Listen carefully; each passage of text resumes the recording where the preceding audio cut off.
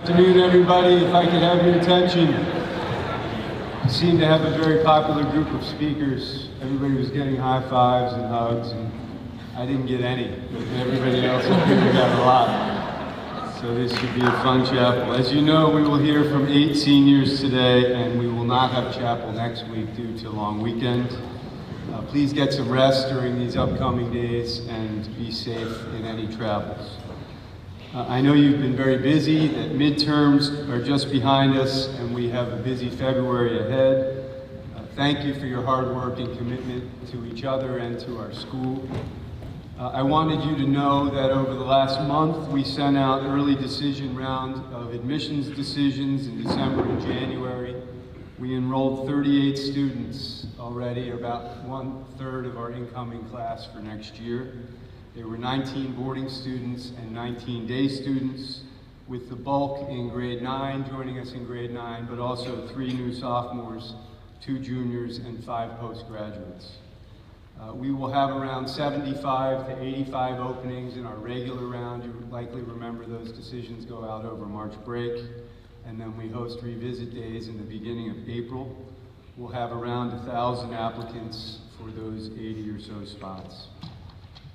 I'm also pleased with how well our seniors are doing in working through the college admissions process, and excited for many of the members of the class of 2024 that have received exciting news. I know the ultimate list of colleges and universities that our graduates will attend will certainly reflect their wide array of talents and skills, both personally and academically.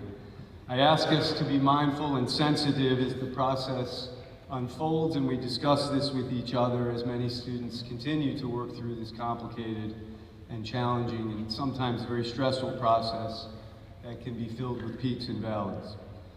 Thanks again for your contributions and commitment. We will begin today's chapel with Jessica, and when Josh and Brady conclude, you will be excused. Jessica.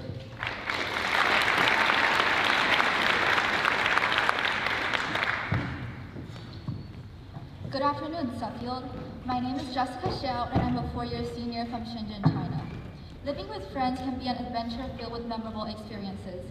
Juliana and I embarked on this journey during our sophomore year, and let me tell you, it was a roller coaster from day one.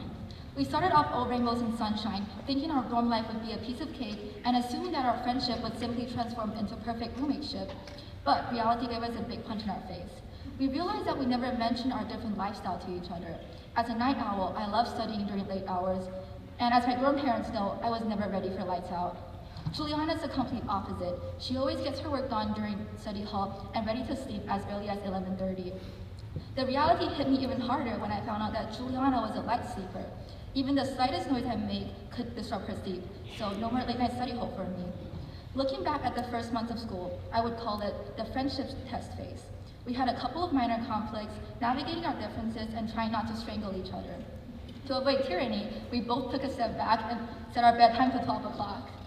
After this great compromise, we had a few weeks of peace until winter term arrived, and it became almost impossible for me to get up in the morning. What drove Juliana crazy was that I have about 10 alarms every morning and still can't wake up. But ironically, they never failed to wake Juliana up. There were quite a few times that Juliana had to suffer through unending waves of alarms. We tried a few different approaches until Juliana discovered this amazing thing on TikTok called the mattress alarm. According to the video, it's a sneaky alarm you can tuck right under your mattress, and it vibrates the bed just enough to wake you up without disturbing the peace. We thought this alarm would change our life. It did, just not what we expected. It turns out that those alarms weren't meant for heavy sleepers like me. They were originally designed for the elderly or those with hearing impairments. Sure, it shook the mattress, but it felt like an earthquake. So picture this, suddenly the mattress starts shaking at 7 a.m. sharp, and me jumping up my bed screaming because I genuinely thought our room was falling apart. Not an exact serene wake-up call we hoped for, more like a thank God I'm still alive moment.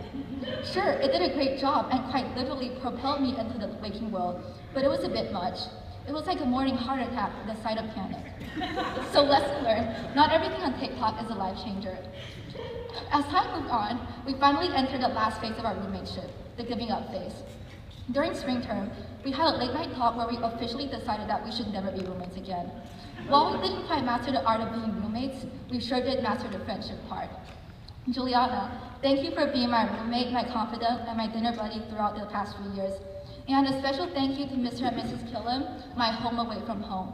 Your warmth and support created a second family for me. I'm so grateful for your kindness and the countless times your home felt like a sanctuary for me. Also, a shout out to Mr. Nolan, as your last minute editing skills saved me from my own procrastination problems. I really appreciate your unwavering support throughout my application season. At last, I want to thank all my friends, teachers, advisors, and my parents for supporting me and making my years in Suffield unforgettable. I am so lucky to have such a remarkable group of person in my life. Thanks for listening.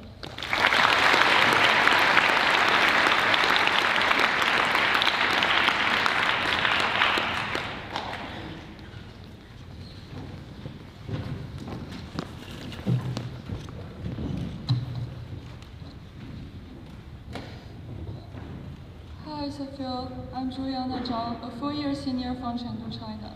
5 years ago, when I was in 8th grade, one day, completely out of the blue, my mom suggested that I should go to a high school in the United States.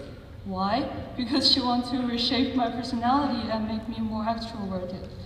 If you know me, it is very obvious that I'm still pretty introverted. But anyways, back in that time, my mom believed that a private boarding school was a perfect place for a start over, since it would force me to engage in different social activities. I was pretty reluctant, but COVID-19 arrived right on time, as if God just heard my wishes. Because of COVID, I had to take online classes even when there was a 12 hours time difference between China and the United States. While most people hate this vampire lifestyle, but it was quite enjoyable for me. I could simply hide behind my screen and avoid socializing with people. So when I started my sophomore year, I was really disappointed. I realized now it's the time to face the reality. There's nowhere to hide anymore. My transition to the US and Suffield was rough enough, but the high frequency of presentations created a different level of stress. When I opened Schoology and saw 2 presentations due the following week, it was like being a dinosaur right before the asteroid strike. I feel like academic extinction approaching. These presentations were just the beginning of my challenging journey at Suffield.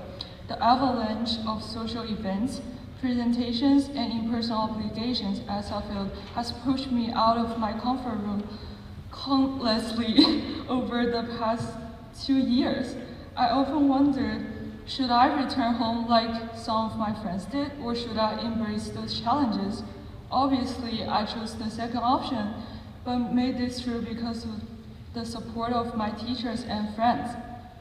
I want to especially thank to my friend Jessica. She was one of the reasons why I stayed. As she just mentioned, we did have a rough start as roommates. However, our late night talks really strengthened our bond. These shared moments not only mitigate our academic stress, but also enrich our social experience with companionship and mutual support. As I reflect on the challenges I faced over the past years, I appreciate the growth within myself. While the journey to adapt this new lifestyle was long, I still managed to navigate it. So it wasn't exactly the makeover my mom expected, as my core personality remains unchanged. We both did notice I've developed a newfound confidence as I approach the next stage in my life. Suffield has proven to be a valuable and transformative experience for me. At last, I want to thank my friends, teachers, my advisor, Mr. Ken, and my parents for supporting me throughout this journey. Their encouragement played a big part in making me who I am today. Thanks for listening.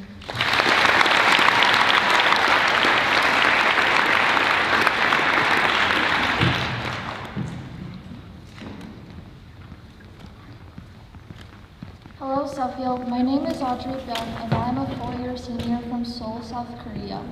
While I might not have an exciting story, I do have some advice I would like to share. I often compare life to a long bus ride. My ride has taken me to many places in my life, and thus far has been filled with the experiences and the constant flow of people getting on and off my bus. Some stay with us for the entire journey, becoming our lifelong companions, while others only share a brief moment before reaching their own stop. These individuals who come into our lives at some point in our life, whether for a short whether for a short or long period, contribute to us by bringing friendship, love, challenges, and lessons, each leaving their mark on our memories.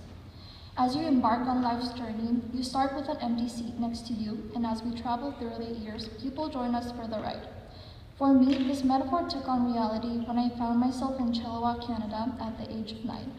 Leaving behind friends in Korea, I opened the door to new connections, letting new people hop on my bus in Canada. Those 3 years became a chapter where my landscape of experiences shifted dramatically.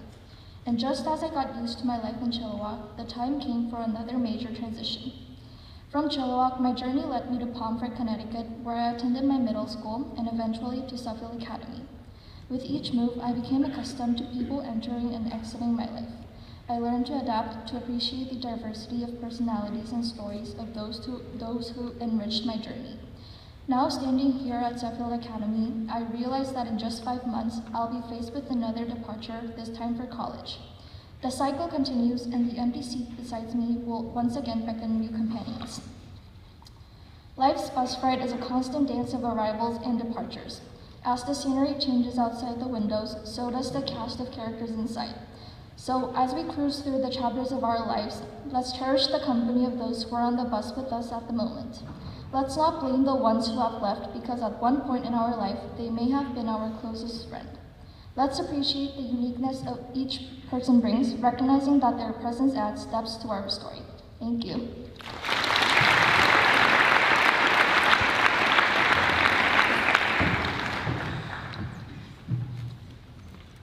Hello, Suffield. We are proud to announce that we are the only roommates still together since freshman year. We have slept in the same room for 718 nights at Suffield. And we only have 116 left. It all started with our first roommate selection email in August of 2020. My mom saw the email before me, and like she does with every new person that comes into my life, she ran to search Chastity Blair up on Google.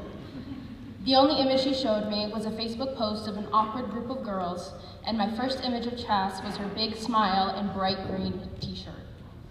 I finally got the email I had been waiting for the whole summer. And once I saw Gabby Diaz, I too ran to stalk her Instagram. When I found her page, there was a cute little girl with a Snapchat filter on her profile. And nevertheless, as I was scrolling, it seemed to be a different girl in every picture. But a post I still remember was a wannabe Insta baddie posing awkwardly to the side in a striped bodycon dress. To break the ice, I DM'd her first. I randomly get a DM. Hey, Hi. are you going to Suff on the 7th? Question mark, question mark. Yeah. I should be at campus around 10 a.m. Is this your first time boarding? Oh, me too. Have you boarded before? Question mark, question mark. Yeah, for 2 years, so I'm kind of experienced. Oh, wowie, good for you, laughing face emoji. In my head, I'm like, that was a little awkward, and the fact that she went to boarding school was like, okay, and? But also, I was scared as ever because I was 13 and had never been to a boarding school in my life. My mom was helping me not be a dry texter and told me to talk about private school because it would reassure and comfort her. It clearly didn't come off like that. Flash forward to our freshman orientation Zoom the night before move-in day. I was scared straight while preparing to go on this call, and then I joined. I don't see my roommate, so I scroll through the gallery and I see her name, Gabby. But the face didn't quite match any of the different versions I saw on Instagram. Then I spotted an emo girl with chunky headphones impressed on her newly B.O.B. And I was kind of confused, but I continued to analyze her square and saw a gray Tumblr tapestry behind her and no sign of Gabby's attention to whatever Miss Salvatelli was saying. I was a little scared about the vibe that we were gonna have, but I was like, it is what it is at this point. I put my chunky rose gold headphones on, prayed this would be quick, and entered the Zoom. I immediately recognized her from the Facebook photo my mom dug up. I had assumed the photo was from a while ago because she looked so young, but I was wrong. Then this surprisingly high-pitched voice disrupted my spaced-out state. My heart dropped, realizing it was coming from my new roommate. and accepted that I was going to be 15 rooming with a 10-year-old. I worried we were going to be too different, but told myself I needed to be more positive. I am not short of that same story from so many people, including Mr. Newland. Anyway, the next day is move-in day, and we clicked immediately. From the moment our parents left caution number 14 to now, our relationship has grown, but also stayed the same in that Gabby and I are so comfortable around each other. Besides a little bump of a DM exchange, Gabitha and I have had a drama-free, easy, hilarious, but profound ride at Suffield, and many can't say that. From crying at 3 a.m. in caution, screaming about relationships in barns, experiencing our first and only Celsius all-nighter in Tompkins, to whatever stories Brody will bring, we found that first impressions do not represent your future relationship with someone. Everyone goes through new experiences, but going with the flow and being open-minded is crucial to fully immersing yourself into life. Because we let fate take the reins, we found someone who balances us, which enhanced our time at Suffield. We urge you to do the same, because rejecting a closed mindset can open doors of opportunities for happiness and light. And vote for us for Best Roommate Duo for the Senior Superlatives. And I just wanted to give a shout out to my mom watching home from the Bahamas. I love you. Mwah. Thank you.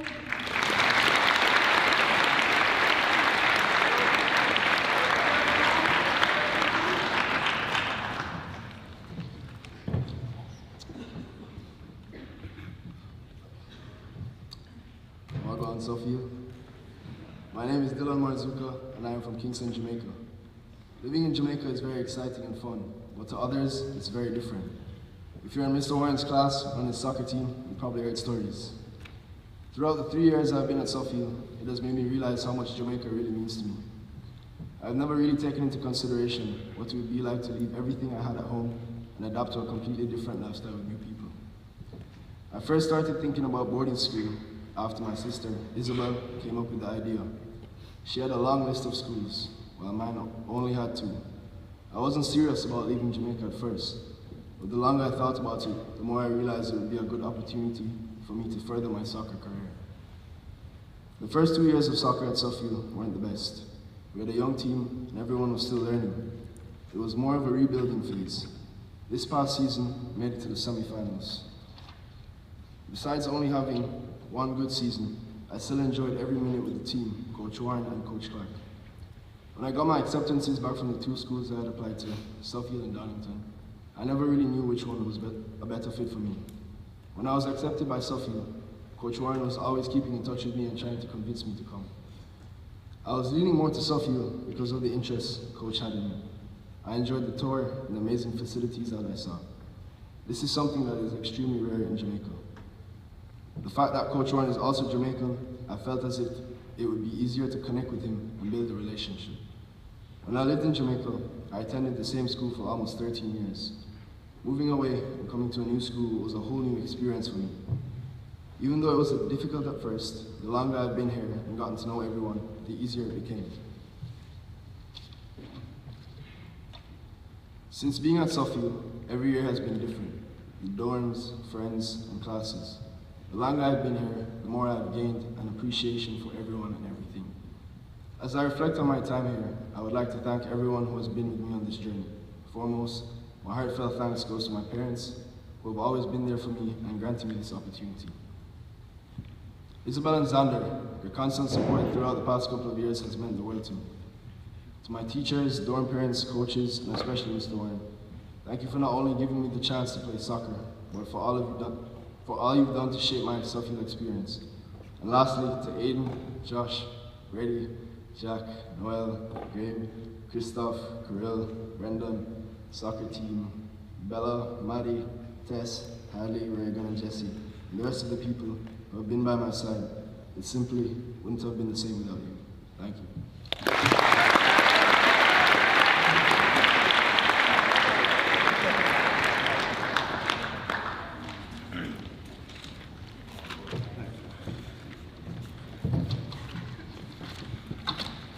What's up, Suffield?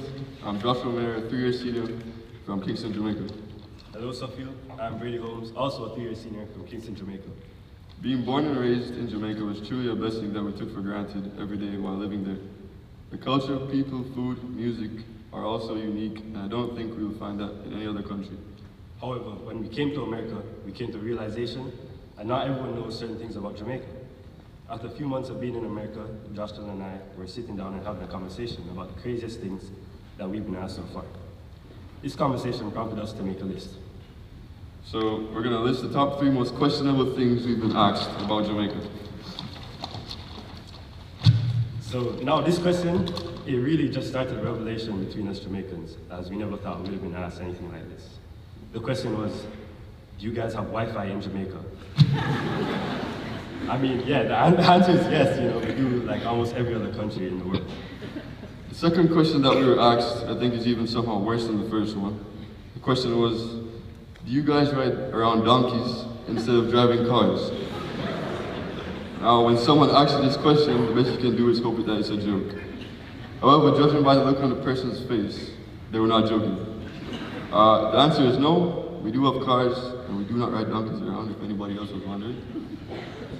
The next question we were asked was, do we live in tree houses and eat coconuts all day? So yes, surprisingly, we don't live in tree houses, and actually I've never even eaten a coconut, so yeah. However, the good thing about people not knowing a lot about your country is that you can say whatever you want and they'll believe it. For example, in sophomore year, I told my teacher that I was Bob Marley's grandson and he believed me. Just to clear things up, Mr. Gonzalez, I am not related to Bob Marley at all.